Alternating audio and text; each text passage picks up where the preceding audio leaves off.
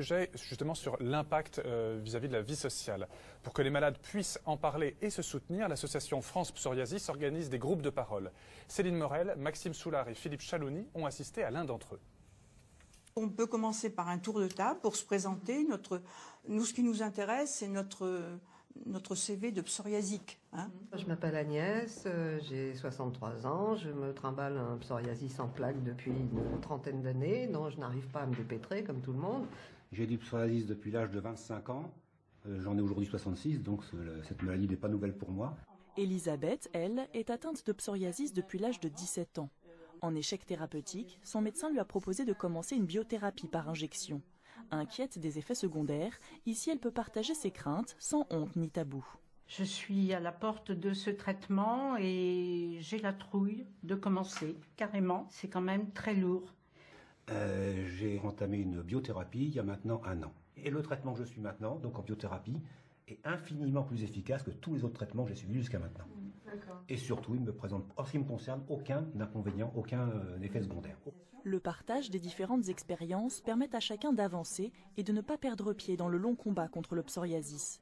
Une maladie qui use psychologiquement et peut constituer un véritable handicap dans la vie professionnelle. Le psoriasis, contrairement à ce qu'on dit, ça peut être très douloureux. Un autre phénomène, c'est le phénomène de grattage, parce que le psoriasis, ça gratte. Or, quand vous avez un métier comme je l'ai eu pendant bien des années, un métier commercial, de visite de clientèle, vous ne pouvez pas, face à la clientèle, faire comme ça, et encore plus dans les zones intimes. Et d'ailleurs, le psoriasis m'a amené à changer de profession.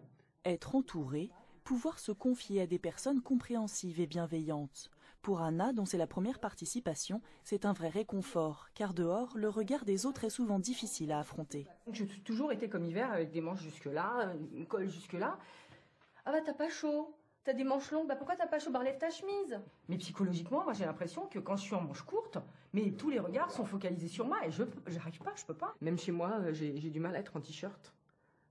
Puis si je suis en t-shirt, et ben, s'il y a quelqu'un qui sonne à la porte, tout de suite je mets une chemise. Ou j'ai du mal à imposer ça aux autres, en fait, c'est ça surtout. Et du coup, ben, on s'isole en fait.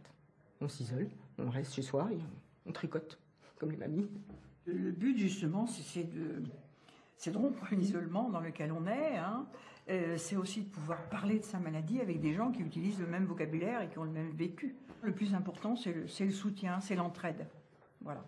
Parfois, je suis capable encore de rabaisser mes manches. Et quand ça me vient dans la tête, je me dis non, bon Dieu, il faut pas, relève, relève. Tous les gens qui sont ici m'ont aidé à le passer, ce pas-là. Quand vous sortez d'ici, vous avez une bouffée d'optimisme. Prochain rendez-vous dans 6 semaines. En attendant, une permanence téléphonique permet aux malades d'être écoutés, informés et conseillés pour mieux vivre avec la maladie. Vous pouvez retrouver tous les événements près de chez vous sur le site de l'association France Psoriasis.